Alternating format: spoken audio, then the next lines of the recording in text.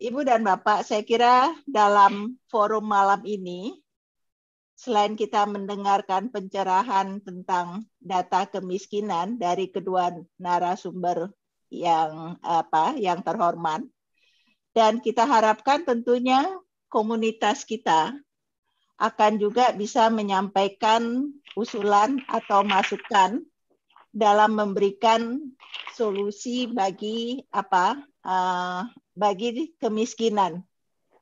Karena waktu saya cari di internet, data kemiskinan September 2021 itu ada 27,55 juta atau setara dengan 10,15% dari jumlah penduduk Indonesia.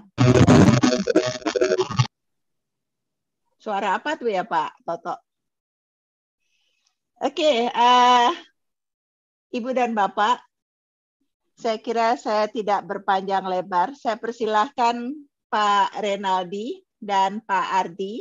Silahkan untuk memperkenalkan diri dan silahkan untuk menggunakan waktu. Mungkin kita tidak batasi waktu, tapi kita akan berakhir jam 10. Kalau nggak dimarahin Pak Toto, Pak. Silakan Pak Renaldi dan Pak Ardi. Silakan. Ya, terima kasih Bu. Assalamualaikum warahmatullahi wabarakatuh. Selamat malam, salam sejahtera buat kita semua. Sebetulnya saya nggak berani ini Pak, banyak senior di sini. Yang paling tahu saya tuh Pak Baikuni itu namanya. Salam hormat Pak. Jadi beberapa waktu yang lalu saya ketemu Bu Heni bincang-bincang, Ibu bertanya karena lagi topiknya kemiskinan ini gitu. Nah, terus ya saya memberi penjelasan seadanya aja. Sebetulnya penjelasan itu tidak sampai secara untuk dipaparkan dalam pengertian ke audiens yang lebih paham lah daripada saya sebetulnya. Nah, tapi karena udah komit sama Bu Eni, saya siap. Tapi saya minta kita berdua dengan Pak Ardi. Saya sendiri dulunya itu sempat sebagai kepala biro IT di Seknek. Kemudian juga di kedeputian politik. Di situ ketemu Bu Eni. Bu Eni lagi jadi sales girls dari Bako Sutana, Bu ya. lagi mempersiapkan Pepres apa Bu? Data spasial ya? IDSN, infrastruktur data spasial ya. Akhirnya setelah kita bincang-bincang tertarik saya karena jalurnya di situ juga. Satu pengalaman yang pertama di Republik ada satu instansi mencoba mengatur penataan adanya data-data di instansi pemerintah, khususnya untuk data spasial. Saya salut perjuangan Ibu. Ibu benar-benar kalau istilah salesman itu kanvas ke Setkap, kanvas ke Wapres, kanvas kemana-mana. Nah, kemudian kita berpikir juga infrastrukturnya Ibu Eni di Bako Sutana, kalau ngundang orang jauh benar itu. Akhirnya pinjam tempat di kantor Wapres ruang rapatnya. Keren ya Pak. Keren. Kadang-kadang kita yang ngundang Bu ya. Iya. Akhirnya tercapailah itu cita-citanya. Perpresnya terbit nomor 85 kalau nggak salah Bu ya. Ya, nomor 85 ya. Nah, terus kemudian perjuangannya sampai ada acara yang dibuka oleh Pak JK Bu ya, yang untuk Rakor. Rakornya ya. Mudah-mudahan itu nggak terakhir Pak Pres yang buka Bu. Untuk berikutnya ada lagi gitu. Nah itu yang cerita sekilasnya. Jadi masalah kemiskinan di Indonesia ini multi multi apa ya? Jadi banyak keterkaitannya. Nggak semata-mata teknis, nggak semata-mata teknologi, nggak semata-mata regulasi, juga ada politiknya. Ya, itu yang dalam masalah ini kita nggak berani masuk loh, Pak. Artinya nanti bisa kita yang kembangkan sendiri. Nanti dari setelah bicara ini kita mengharapkan bahwa BGI bisa memberi sumbang saran seperti Bu Eni tadi, bagaimana menyelesaikan masalah pendataan di sini. Itu pendataan yang kemiskinan itu sebenarnya hampir sama aja pendataan dengan masalah pelaksananya dengan masalah data-data di data spasial. Untuk lebih jauhnya lagi, mungkin secara lebih detail, nanti kita akan bisa tanya jawab, tapi saya minta bantuannya Pak Ardi untuk bisa memberikan semacam paparan, nanti bisa kita bahas bersama-sama. Sementara begitu Bu Eni, Bapak, Ibu. Terima kasih Pak. Silakan Pak Ardi, lanjut Pak Ardi. Terima kasih Bu. Assalamualaikum warahmatullahi wabarakatuh. Izin Bapak Ibu untuk menyampaikan sedikit paparan. Jadi perkenalkan, saya Ardi Aji. Saya sebenarnya sekarang bertugasnya di Sekretariat Wakil Presiden, tepatnya di Tim Nasional Percepatan Penanggulangan Kemiskinan sejak tahun 2011, Bapak Ibu. Sebenarnya saya sebelumnya ditugaskan dari BPS ke TNP 2K untuk mengelola data, terutama mengelola data kemiskinan. Karena isu kemiskinan ini sangat riskan, Bapak Ibu, ya. Jadi perlu pemahaman konsep dasar supaya nanti kebijakannya itu searah lah dengan apa yang dimonitoring, apa yang dievaluasi, apa polisinya gitu. Jadi sebenarnya apa pembelajaran dari pengukuran kemiskinan itu di Indonesia dan di dunia. Jadi mungkin malam ini kami dengan Pak Rinaldi coba memaparkan tentang memahami data kemiskinan itu sendiri, apa itu data kemiskinan, dan praktik baik global mengelola data kemiskinan. Ya, jadi praktik globalnya seperti apa, gitu kan? Itu perlu juga kita pelajari. Bapak Ibu, memang kami diamanatkan dengan outline seperti ini ya, menjelaskan apa itu data kemiskinan, metode pengukuran kemiskinan itu apa, apakah ada aplikasi atau sistem yang sudah digunakan sensi informasi untuk untuk memanfaatkan data-data tersebut, ya.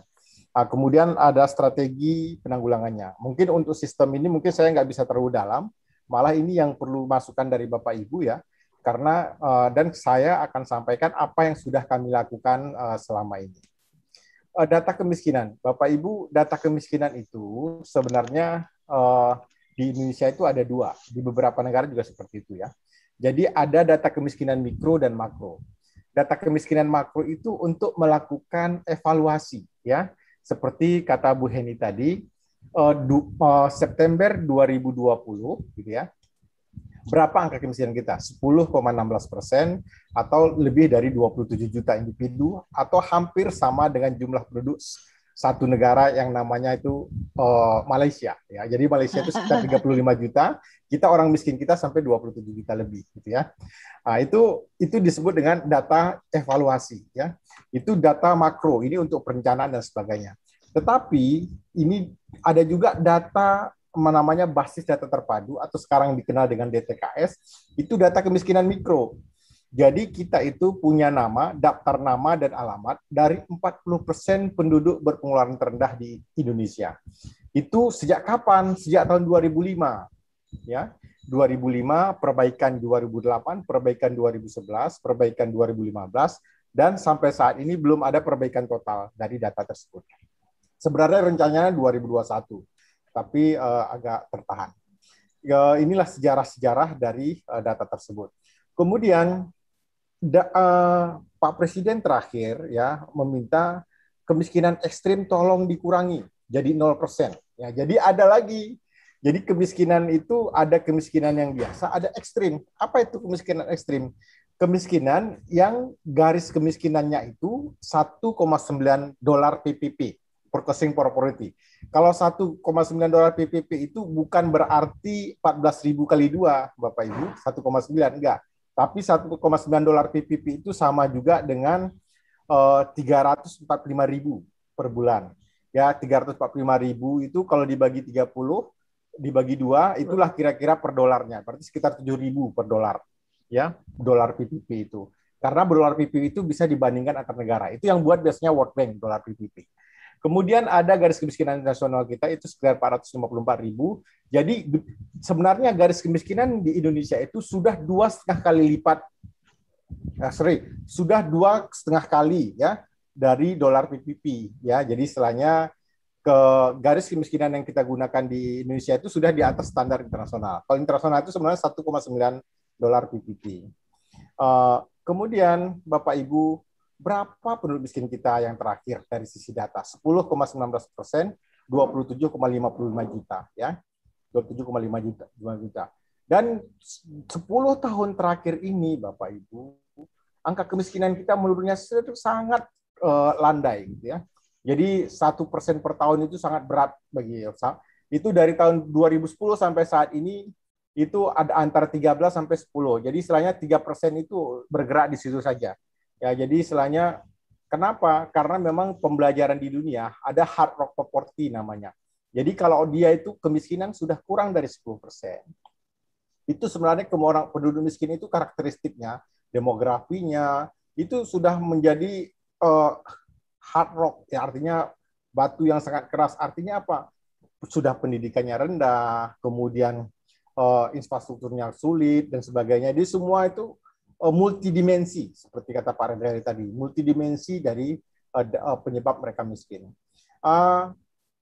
Bagaimana kalau secara lokasi, memang secara persentase Bapak Ibu, Papua itulah tempat orang miskin terbanyak. Karena inilah dari sisi lokasi, geospasial ya, itu memang Papua itu dari infrastruktur, memang infrastruktur dasar juga belum terpenuhi, terutama Papua. Setelah itu Papua Barat, NTT ya. Inilah secara peta. Kemudian kita kan untuk menyelesaikan pengurangan kemiskinan ini, Bapak Ibu, kita perlu data by name by address yang 40% tadi. Sebenarnya data itu digunakan untuk apa? Untuk program bantuan sosial, program perlindungan sosial. Tapi memang di awal-awal dulu data ini tidak terintegrasi, Bapak Ibu. Ya, kemudian banyak sekali inclusion error-nya sejak tahun 2005 ya.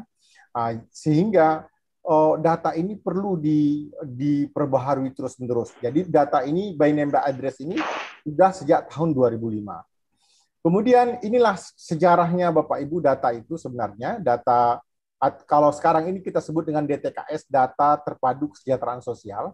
Itu sejak 98 dimulai, itu BKKBN yang mengumpulkan. 2005 BPS ya 19,1 juta rumah tangga sasaran. 2008 itu BPS update dari 19,1 itu tinggal 18,5 karena ada yang sudah keluar. Sedangkan di 2011 itu kita targetkan 40% penduduk berpenghasilan terendah yang dicari ya. Karena bantuan sosial itu kadang-kadang karena kita sudah mulai mendesain program waktu jaminan kesehatan nasional Bapak Ibu. 100% populasi akan dijamin kesehatannya.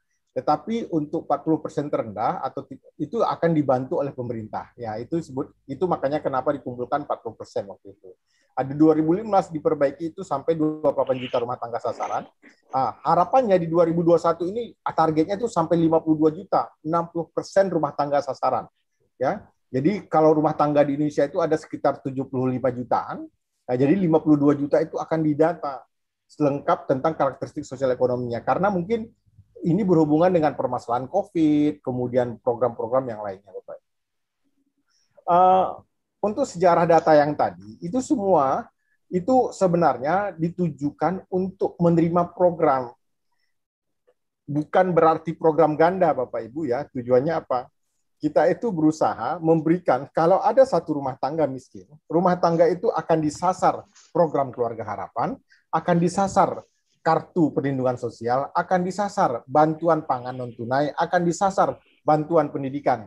Jadi kalau bisa satu rumah tangga miskin itu mendapatkan beberapa program, ya bukan berarti program tumpang tindih, tapi tujuannya adalah program ini apa namanya, mereka itu ibaratnya mendorong mobil ke atas, Bu, kalau mogok. Jadi ibaratnya banyak orang, semakin banyak programnya, semakin orang yang sama, maka semakin mudah mengeluarkan mereka dari kemiskinan. Jadi memang sebelum 2011, memang semua kementerian lembaga itu membuat program itu masing-masing, datanya masing-masing. Tapi setelah 2011, kita arahkan mereka itu dengan basis data terpadu tadi, ada kombinasi program-program ini. Nah, kemudian seperti apa keadaan program ini pada saat ini, Bapak Ibu, ya?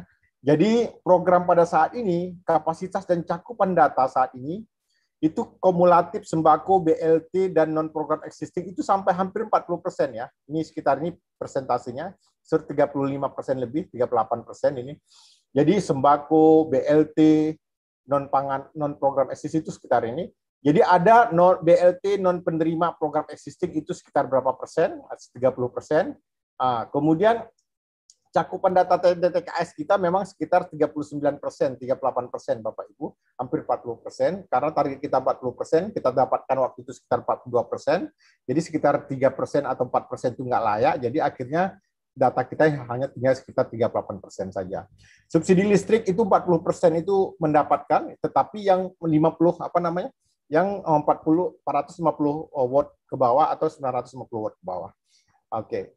Itu kira-kira program sembako sekitar 25% populasi, program Indonesia Pintar itu lebih sedikit lagi, program Keluarga Harapan itu sampai sekitar 10-15% populasi. Jadi Bapak Ibu, data awalnya itu adalah sekitar 25 juta rumah tangga, itu ada perbaikan. Jadi dalam 5 tahun belakangan ini yang diperbaiki hanya sedikit sekali, ya nggak sampai sekitar 7%. Itulah kira-kira kondisi data kita saat ini. Jadi saya dalam 3 hari yang lalu, tanggal 24 bulan 5, itu Bu Risma, Menteri Sosial, dalam rapat kerja dengan DPR mengatakan bahwa data kementerian, data bansos kita itu nggak baik dan sebagainya gitu kan. Dan sampai Pak Presiden juga menyampaikan hal tersebut. Tetapi inilah informasi yang disampaikan Bu Risma, temuan BPK 3,8 juta dari 100 juta tadi Bapak Ibu, itu NIK-nya tidak valid ya. Jadi 41.000 dari 100 juta ya. Jadi Bapak Ibu bisa bayangkan ya, 3.000 KPM tidak layak ya kan, dan sebagainya.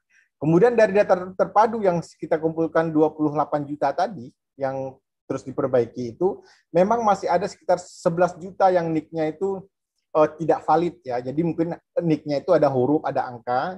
Ini yang perlu dikerjasamakan dengan Adminduk untuk mencari solusinya, ataukah memang apakah mereka itu sudah punya NIK dan sebagainya. Nah, kemudian KK-nya kurang valid, mungkin antara NIK, karena KK ini 16 digit, waktu itu manual Bapak Ibu, di 2015, jadi mudah-mudahan ini bisa, ini kan, NIK ganda 86.000, nama kosong itu 5.000, biasanya orang baru lahir nih, gitu kan. Nah, jadi itulah kira-kira data kemiskinan kita, ya.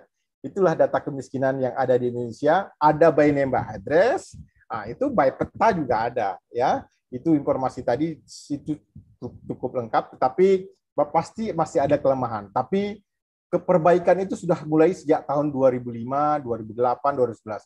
Jadi kalau untuk perbaikan data itu mesti ada anchor-nya Bapak Ibu. Kalau langsung dari nol, itu sebenarnya tahun 2005. Itu banyak sekali kepala desa yang kantornya dibakar. Banyak sekali kantor BPS dibakar waktu itu. Kenapa? Karena memang ada keberpihakan data itu ke orang-orang yang mengumpulkan waktu itu. Tapi terus ada perbaikan. Jadi sudah ada perbaikan lebih dari 10 tahun Bapak Ibu ya, sampai 15 tahun lebih ya. Itu makanya data ini terus mengalami perbaikan. Jadi kalau menurut saya data ini sudah baik, tapi harus diperbaiki lagi. Karena memang bantuan sekarang ini dibutuhkan bukan hanya 40% kebutuhan terendah, tetapi juga dibutuhkan untuk orang-orang yang terkena dampak COVID-19. Ya, belum tentu orang miskin. Kayak itu kira-kira dari datanya sendiri. Kemudian bagaimana memahami data kemiskinan itu? Seperti apa metodenya, Bapak Ibu ya? Jadi metode kemiskinan itu seperti tadi ada 2. Yang evaluasi tadi, ya kekurangan atas apa? Dari perspektif siapa? Itu yang paling penting ya. Menentukan pendekatan dan strategi pengukuran kemiskinan itu. Jadi kebutuhan dasar makanan dan non-makanan. Capability ya. partisipasi dalam komunitas dan sebagainya. Tetapi yang digunakan ukuran di Indonesia itu adalah pengukuran kemiskinan melalui makanan dan makanan. Jadi berupa uang, Bapak Ibu. Itu semua dimoneterkan. Bu Heni, kalau kecepatan tolong dibilang. Ya, oke. Jadi ada kemiskinan absolut, ada kemiskinan relatif, Bapak Ibu. Ya, jadi kemiskinan absolut itu berkaitan dengan kebutuhan dasar manusia, itu pendapatan dan pengeluaran. Ya, kemudian ada kemiskinan relatif, itu pemahaman kemiskinan apabila dibandingkan standar hidup antar kelompok pendapatan. Jadi intinya di Indonesia itu, Bapak Ibu, pengukurannya dengan apa? Dengan menentukan garis kemiskinan. Apa itu garis kemiskinan? Ya, itu biaya minimum yang diperlukan masyarakat untuk memenuhi kebutuhan dasarnya. 2.100 kilokalori untuk makanan plus non makanan. Ya, kalau di Indonesia tadi sekitar 450.000. Kalau 450.000 itu per kapita, kalau satu rumah itu ada 4 orang, 450 kali 4 berarti sekitar 1.800.000. 1.800.000 ya. 450 kali 4 1.800.000. Kalau penghasilannya ya kurang dari 1,8 juta, itu baru disebutkan rumah tangga itu miskin. Nah, tetapi boleh nggak orang penghasilannya 2 juta disebut miskin? Bisa saja. Kenapa? Karena ini diukur dari konsumsinya. Bisa-bisa penghasilannya 2,5 juta, bayar utang 1 juta, ya nggak sampai 1,8 juta untuk dikonsumsi. Itu sebenarnya ukuran kemiskinan di Indonesia, Bapak Ibu. Ya, itu makanya penting yang dikonsumsi, ya, itu minimal dari 450.000 per kapita per bulan. Itu makanan dan makanan. Nah, kemudian kalau diukur dari sini, ini metodenya standar internasional ya, Foster Torbek, itu angka kemiskinan kita 10,19% tadi ya. Ada angka kedalaman, angka keparahan ya. Angka kedalaman itu apa? Angka kedalaman itu yang jarak rata-rata penduduk miskin itu terhadap garis kemiskinan. Itu 1,75. Artinya apa? Kalau mereka itu ingin diberikan uang supaya mereka itu pengeluarannya sama dengan garis kemiskinan diberikan 1,75 kali garis kemiskinan tadi. Kalau garis kemiskinan 450.000 dikali 1,75 supaya pendapatan mereka konsumsi mereka 450.000, maka perlu diberikan uang 1,75 kali 450.000. Begitu dalamnya kemiskinan di Indonesia. Artinya apa? Semua uang itu bukan langsung dikonsumsi oleh masyarakat kita. Ternyata mereka itu untuk keperluan lain juga. Gitu. Jadi untuk kebutuhan makanan tadi dan non makanan itu perlu diberikan 1,75 kali dari garis kemiskinan tersebut. Kemudian garis kemiskinan itu global itu ada satu lagi yang garis kemiskinan global yang target Pak Presiden itu 0% tahun 2024. Ya butuh waktu 3 tahun lagi. Nah, itu yang disebut dengan $1 PPP atau $1,9 PPP. Nah, kalau di Indonesia itu bukan 14.500 Bapak Ibu, tolong nanti ya. Jadi $1 PPP itu sekitar 7.000-an lah ya. Itu tadi ininya. Oke. Dan ada lagi nggak pengukuran yang lain? Ada kriteria ambang cut off namanya, itu BKKBN yang menggunakan. Ada indeks tanpa penimbang, HDI, Human Development Index atau IPM, ya, ini pembangunan manusia kan. Nah, ada lagi indeks dengan penimbang atau MPI, Multidimensional Poverty Index, ya. Dan ada lagi ini yang disebut dengan angka kemiskinan mikro tadi, Bapak Ibu, ya. Ya, PPLS tadi atau PBDT itu disebut dengan indeks dengan penimbang tadi. Oke, inilah kira-kira metode-metode pengukuran. Ini contoh-contoh indeks dengan penimbang. Saya rasa nggak perlu didetailkan. Ini kalau MPI ini hampir semua negara sudah buat. Tapi kalau di Indonesia secara publish itu belum menggunakan ini ya. Tetapi bisa dihitung semua ini ya. Kemudian mengapa kemiskinan itu penting diukur ya? Pertama untuk desain implementasi program, memformulasikan dengan hipotesa tertentu, menetapkan target dan pengukuran dan sebagainya. Itu banyak sekali manfaat-manfaatnya. Kemudian kemiskinan, konsep pengukuran strateginya. Jadi konsepnya siapa yang miskin, mengapa mereka miskin, dimensi apa yang diukur, unit pengukurannya apa, pendekatan digunakan seperti apa, strategi pengentasannya apa, targetnya siapa, jenis intervensinya seperti apa. Ini semua bisa dipetakan Bapak Ibu. Ini perlu peran Bapak Ibu semua di sini ya, bisa nggak ini disampaikan lebih sederhana lagi ke masyarakat, ke pemerintah daerah? Karena gini, di Indonesia itu, Bapak Ibu, masyarakat kita yang pendidikan sarjana itu ke atas, itu hanya sekitar 9%. Jangankan istilah-istilah kemiskinan yang begitu rumit gitu ya. Jadi dari sisi bahasa saja mungkin kita nggak bisa mendeliver informasi ini ke masyarakat. Jadi istilahnya mereka itu nggak tahu bahwa mereka itu di dalam kondisi kemiskinan dan sebagainya. Sehingga mungkin dengan bahasa visual dari sisi peta ini mungkin bisa sangat menarik bahwa mereka itu tahu posisi mereka ada di mana. Kemudian tentang sistem informasi ya, aplikasi sistem informasi dalam pengulangan ini. Ini yang perlu kita butuhkan dorongan tadi. Jadi sebenarnya Bapak Ibu, praktik baiknya di global itu ada namanya registrasi sosial. Ya, registrasi sosial itu adalah semua informasi penduduk dalam satu negara, ada yang 40%, ada yang 75%, ada yang 67%. Ini yang akan digunakan untuk program-program yang sangat program bantuan cepat, quick win ya, untuk menyelesaikan permasalahan-permasalahan kemiskinan, masalah bencana alam, banjir dan sebagainya. Indonesia juga sudah punya 40% yang saya jelaskan tadi ya. Tetapi beberapa negara yang paling banyak itu kayak Pakistan 87% populasi, Dominika, Filipina 75%, Chili, Kolombia. Nah, ini praktek-praktek baik dari beberapa negara Bapak Ibu yang sudah melengkapi datanya. Tetapi ya kalau di Amerika dengan apa, di Australia dengan apa, mereka punya single registry kan Bu, Bapak Ibu, saya semua.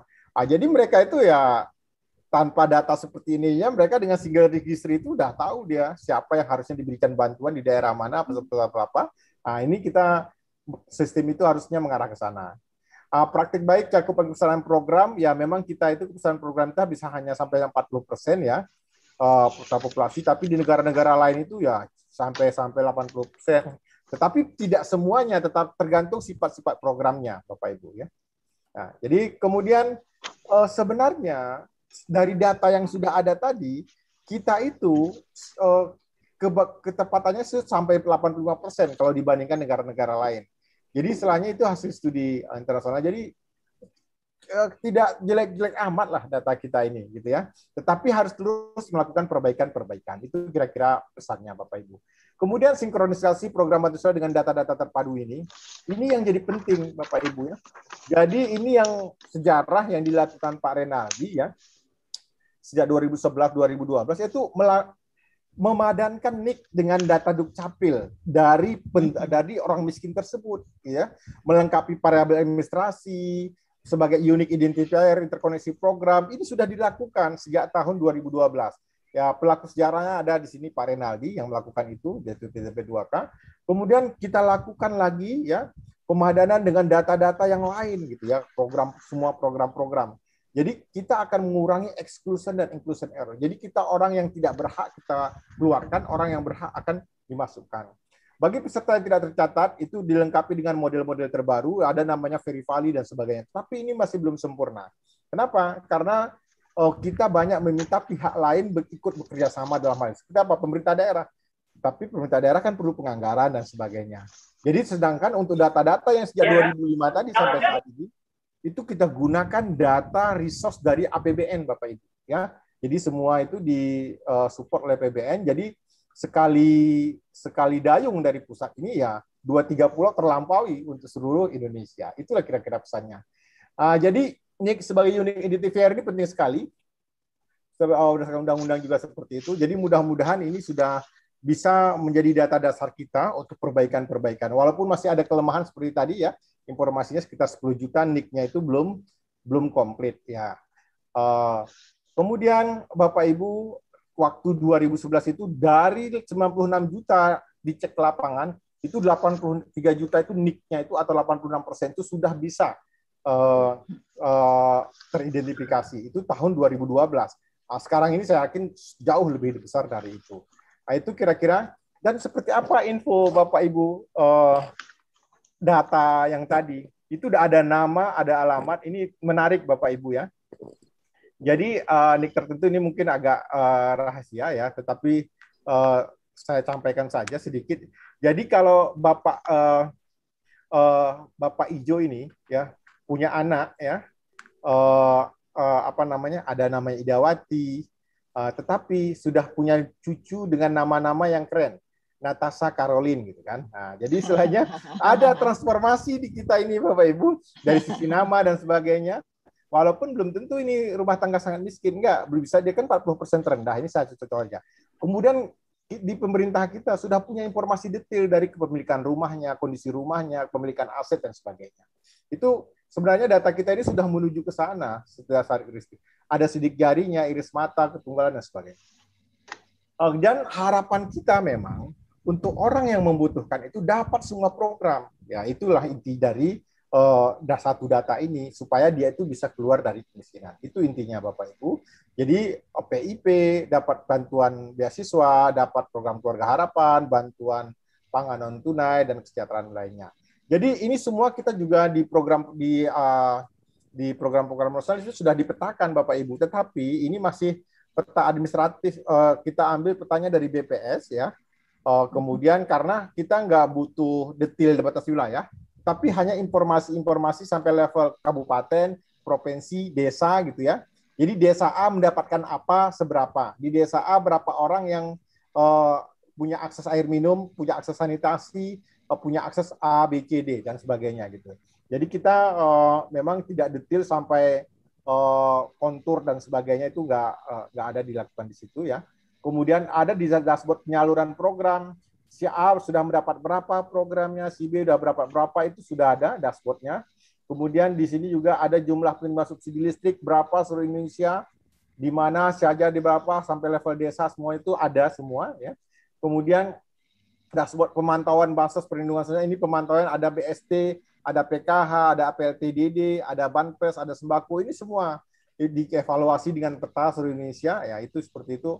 Dan semua ini ada sampai kalau dari 514 kabupaten kota, untuk level karakteristik demografinya tadi, aset dan sebagainya, kita sudah buatkan sekitar hampir 300 lebih ya. Karena itu sesuai permintaan, sesuai kebutuhan-kebutuhan. Nah, jadi mungkin saya tunjukkan sedikit lagi, satu lagi. Kemudian, seperti apa peta-peta itu, kami kadang-kadang buatnya standar sederhana aja Bapak Ibu, kadang-kadang memang pakai ArcGIS, kadang-kadang pakai Stat Planet gitu ya, karena hanya untuk menunjukkan berapa besarannya, sebanyaknya berapa, ininya berapa, sedikitnya berapa. Kita juga program ada menggunakan beberapa program-program BI ya, Business Intelligence. Jadi tetapi di sini datanya tidak bergerak terlalu ekstrim ya, bukan big data ya, karena hanya sekitar 40 juta aja, nggak terlalu bergerak, tetap bukan seperti data telco dan sebagainya. Oke, terus yang terakhir Bapak Ibu, apa strategi penanggulangan kemiskinan yang dilakukan pemerintah? Sebenarnya sederhana sebenarnya yang dilakukan pemerintah. Ya, pertama dari sisi kebijakan makro Bapak Ibu, yang harus menjaga stabilitas harga, stabilitas makro, lapangan kerja produktif dan sebagainya. Tetapi dari kebijakan mikronya itu ada dua. Pertama, menurunkan beban pengeluaran itu dengan cara apa? Memberikan bantuan sosial, kesehatan, pendidikan, makanan gitu ya, infrastruktur dasar dan sebagainya. Jadi yang paling banyak itu kan PKH. Ini untuk yang sangat miskin, 5% yang sangat miskin itu awalnya, tapi sekarang itu sudah sampai 15%, 10%. Rastra BPNT itu 25% penduduk pengeluaran terendah. Indonesia Pintar itu sebenarnya sekitar 18 juta siswa ya, SD, SMP, SMA, SMK. Kartu Indonesia Sehat itu 35% populasi itu dibiayai oleh pemerintah. Tapi sekarang itu sudah hampir 180 juta atau hampir 200 juta itu yang sudah menggunakan kartu Indonesia Sehat. Walaupun ada yang dibayar oleh perusahaannya, tetapi yang dibayar pemerintah itu sekitar 86 juta sampai di awal-awal. Sekarang yang dibayar pemerintah itu nggak tahu saya sekitar berapa juta. Kemudian subsidi LPG 3 kg, ya. Kemudian subsidi listrik. Jadi beban pengeluaran di rumah tangga itu dikurangi dengan beasiswa dan sebagainya. Itu cara mengurangi kemiskinan, terutama untuk orang yang tepat. Ini yang perlu targeting tadi Bapak Ibu. Yang kedua, meningkatkan pendapatan. Ini yang mungkin sangat kurang di inovasi ini, yaitu seperti kredit usaha rakyat, KUR yang dulu bunganya sampai 18%, sekarang itu sudah di bawah 9%. Dana desa, ya, yang sekarang itu sudah 73 triliun lebih gitu, dana desa itu, ya kita juga bantu. Kemudian dana kelurahan juga itu supporting saja, ya nggak terlalu besar ya. Jadi ini kira-kira kebijakan pemerintah, turunkan beban pengeluaran, tingkatkan pendapatan. Nah, jadi semua ini mengkomunikasikan ini ke pemerintah daerah, ke masyarakat gitu ya. Karena tadi yang berpendidikan di atas sarjana itu hanya sekitar nggak sampai 9% lebih gitu ya. Terus bagaimana mengkomunikasikan ke 90%-nya yang lagi dengan cara-cara kebijakan, dengan cara-cara yang terlalu publisitasnya nggak bisa dimengerti oleh masyarakat. Ya, jadi sekarang ini ada juga. Ya, jadi sekarang ada fokus kita, Bapak Ibu, kebijakan untuk kemiskinan ekstrim. Selain menurunkan beban pengeluaran, meningkatkan pendapatan, kita fokus ke wilayah kantong kemiskinan. Ya, jadi ada kebijakan fokus ke wilayah kantong kemiskinan. Ini perlu ya, kalau ini perlu data spasial ya, wilayah kantong kemiskinan ini perlu data spasial, sangat penting. Jadi untuk target sampai 2024 ini itu bagaimana caranya ya, di samping menunggu beban pengeluaran, beban pendapatan, meningkat pendapatan, tapi juga ini isu spasial itu penting sekali. Jadi kantong-kantong kemiskinan itu di mana-mana. Dari sisi infrastruktur dan sebagainya, mengkomunikasikan apa yang harus dicari solusinya. Kadang-kadang dana desa itu diberikan ke masyarakat, diberikan ke desa, itu tidak fokus kepada kebutuhan mereka yang mendasar, tapi hampir semua ke infrastruktur. Jadi itulah kira-kira kelemahan dan kelebihan dari semua program-program ini. Jadi masih banyak sekali perlu masukan dari Bapak Ibu, ini tidak sempurna, tetapi sudah dimulai ya sejak tahun 2005 kita satu data untuk mencari solusinya. Mudah-mudahan ini bisa menjadi solusi untuk perbaikan percepatan penurunan kemiskinan. Jadi kenapa harus ada data ini? Karena ada hard rock property yang 10% penghuni terendah tadi sulit sekali keluar dari kemiskinan. Nah, tetapi ada satu informasi lagi Bapak Ibu, ternyata penduduk miskin di Indonesia itu sangat dinamis ya. Kalau ada 100 penduduk miskin, 53 itu 47 itu orang miskinnya tetap. Tahun depan jadi orang miskin lagi. Tetapi 53 itu orangnya berganti. Nah, itu makanya ada penduduk yang rentan ya di atas kemiskinan tadi ya. Itu makanya rentannya itu sampai 40% Bapak Ibu ya. Jadi angka kemiskinan kita 10%, yang rentan itu 20, 30 sampai 40. Ini yang 20 sampai 40, 10 ke atas sampai 40 ini sering jatuh menjadi orang miskin lagi.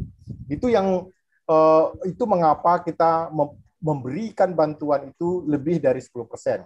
Ya itu makanya bantuan pangan 25%, bantuan pendidikan 25% sampai 35%, bantuan kesehatan sampai 38%, itu dibayar oleh pemerintah.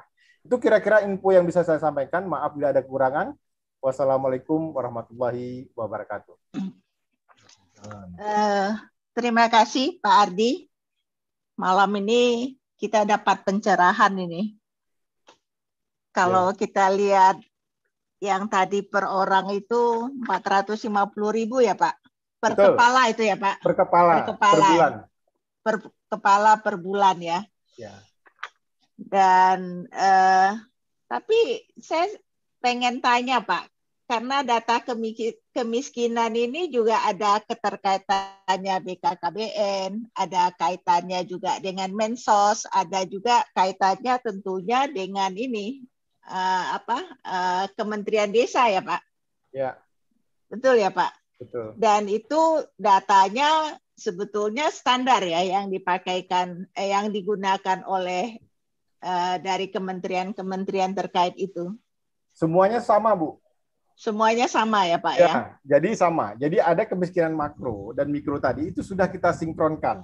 Namanya modelingnya namanya PMT, proxy modeling. Proxy mean testing. Apa itu maksudnya proxy mean testing? Jadi di data karakteristik sosial demografinya, dari kondisi sosial geografinya, kira-kira seberapa pendapatannya. Ya, nah, itu di proxy mean testing. Jadi sejak tahun 2011 sudah disinkronkan antara kemiskinan demografi dengan kemiskinan konsumsi tadi. Jadi istilahnya itu sudah searah. Ya. Dan itu data itu yang digunakan oleh semua program sejak tahun 2012 sampai hari ini. Nah, tetapi permasalahan kita, volatil mereka itu bergerak sekali kalau orang miskin itu. Jadi dari 100 orang miskin menjadi orang miskin yang sama hanya sekitar 47 orang. Sisanya itu orang miskin yang berbeda. Ya. Jadi bukan orang yang sama, Bu. Sekitar 50. Baik, Pak. Ya. Terima kasih. Yang lain sudah angkat tangan semua nih Pak. Pak Hardi sudah angkat tangan dulu, baru nanti Pak Farhan. Silakan Pak Hardi. Nah, terima kasih Bu Heni. Assalamualaikum warahmatullahi wabarakatuh. Waalaikumsalam warahmatullahi wabarakatuh. informasi yang saya terima dari Pak Ardi ini sangat komprehensif dan langsung saya bisa menangkap ya bagaimana sulitnya sebetulnya pengumpulan data ini ya. Tugas akan mengumpulkan datanya. Dan saya lihat memang saya dari segi sistematika saya kira itu sudah saya nggak akan bicara soal itu ya karena itu sudah yaitu domain dari mereka yang statistik segala macam ya. Oke, that's okay. Tapi satu hal yang saya lihat ya, ada hal yang bisa dibantu, saya katakan dibantu Pak, oleh spasial adalah yang ekstrim Pak. Ya.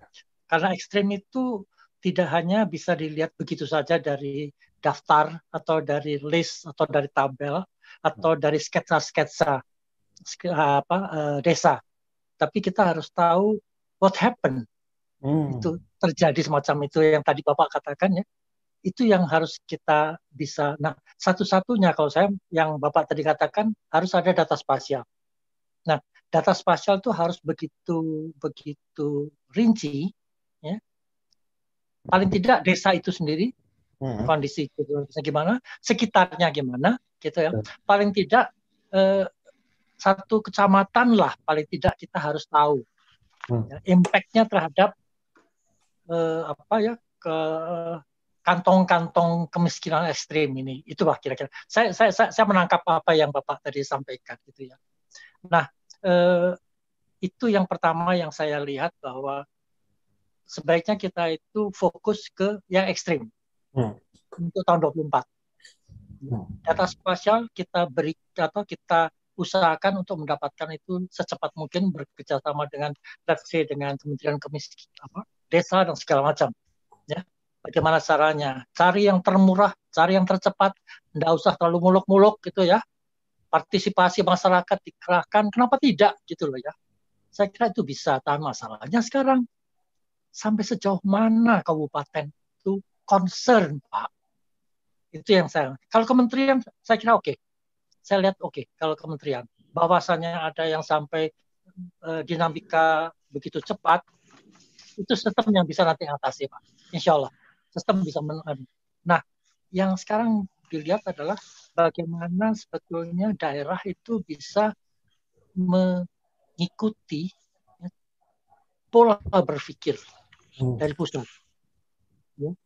Karena saya juga kadang-kadang hidup di desa. Saya kenal betul keadaan di desa.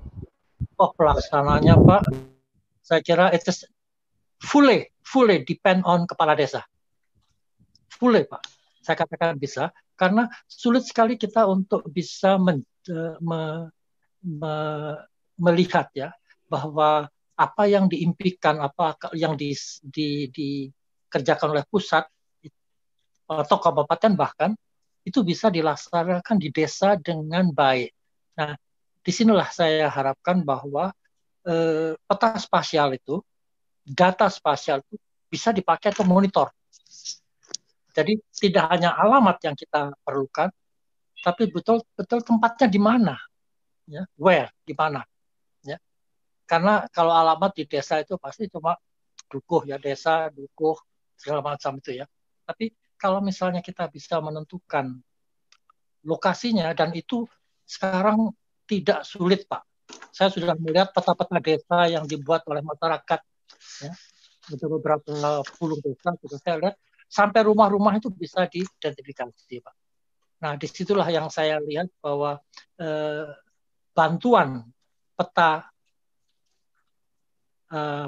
spasial untuk sementara mendeteksi Pak ya, untuk mengidentifikasi kemiskinan ekstrim. Nah, itu pertama Pak. Yang kedua, yang saya ingin memunculkan di permukaan bahwa sebetulnya dengan teknologi informasi yang sekarang, tadi Bapak mengatakan artificial intelligence segala macam, kita sebenarnya bisa Pak memprediksi atau mensimulasi ya, suatu daerah, sementara ini kita fokus pada yang ekstrim. Kenapa itu terjadi? Itu bisa kita analisis Pak, dengan permodelan. Dan kita bisa melakukan semacam simulasi apa yang akan terjadi pada tahun 24 gitu ya. Bisa enggak dengan intervensi pemerintah daerah atau pemerintah pusat, saya nggak tahu gimana. Apakah dengan intervensi itu bisa mencapai sasaran tahun 24? Itu aja yang saya, jadi ada dua hal. Satu mengenai bantuan data spasial untuk mengidentifikasi kemiskinan ekstrim, itu yang pertama. Yang kedua adalah untuk pemodelan. Kita semacam membuat skenario. Tahun 22 itu gimana, 23 itu gimana, 24 gimana, ya. Apa yang akan terjadi kalau ada intervensi. Itu dari pemerintah daerah atau pemerintah pusat gitu ya. Itu bisa ya saya sampaikan Pak Ardi. Terima kasih Pak Ardi, bagus sekali presentasinya. Saya kira sangat komprehensif. Terima kasih. Kirim data kemiskinan yang masih panjang atau masih apa ya, masih miskin. Jadi menurut saya ya semoga segera tercipta ini big data kemiskinan berbasis spasial ya, itu maksud saya. Karena kita kan bergeraknya di spasial. Saya sebelum nutup ini Bu, tadi kan ada kuesioner nih. Apa perlu saya share ya Bu ya? Kuesioner yang boleh, tadi. Boleh. Oke. Ya, sudah di Enggak, maksud saya ini langsung live nih dari Oh ya, silakan Pak, ini bacakan kan, aja Pak Toto. Jadi kalau yang isi, yang hadir ini ada 20 yang diisi. Ini kebanyakan mahasiswa ini 45%-nya itu.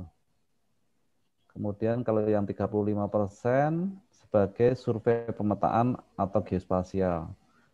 Nah, kemudian pertanyaan kedua adalah, apakah Anda tahu tentang data kemiskinan? Ini 55% itu pernah tahu. Gimana itu ya? Pernah tahu. 35% tidak tahu, hanya 10% yang sangat tahu. Kemudian menurut pandangan Anda, mengapa masalah kemiskinan di negara kita masih cukup tinggi? 55% itu adalah belum tersedia peta dan data potensi wilayah. Kemudian yang 30% adalah koordinasi antar instansi terkait masih lemah. Yang lainnya sisanya ada kecil-kecil. Nah ini usulan ini ada banyak. Nanti kalau perlu mungkin saya share aja nih. Kira-kira dibacakan dulu aja beberapa Pak. Oke. Ya ini Bu. Usulan. Nggak kelihatan? Oh, nggak kelihatan ya? Nggak, saya kelihatan. Oke, ya ini. Oh, tapi nggak banyak. Oh, ada banyak, mesti di scroll down, Bu. Dibaca aja, Pak. Beberapa aja yang kira-kira. Beberapa pertama adalah koordinasi. Oke. Kemudian peta dasar. Ya, koordinasi. Kemudian apa ini? Banyak hal yang dibenahi Indonesia untuk menarik kemiskinan, tetapi ada hal yang utama yang harus dibenahi. Pertama antara lain pendidikan. Oh, oke, ini pendataan warga miskin mulai dari yang tingkat RT sampai yang besar. Oke. Potensi, ya. Di situ cerita tentang potensi. Ada lagi implementasi UU Desa harus konsisten dan konsekuen sesuai dengan amanah UU, undang-undang maksudnya. Banyak, Bu. Ya, oke. Nanti kalau ada yang memerlukan, saya bisa share. Mungkin itu aja supaya waktunya nggak berlama-lama. Dan sebelum kita tutup, ini kita foto dulu kalau boleh untuk dibuka dong ininya. Video. Biar videonya, sorry ya, videonya. Ada yang sudah ngantuk monitor. Pak Toto. Ya udah, seadanya ya Bu ya. Ya.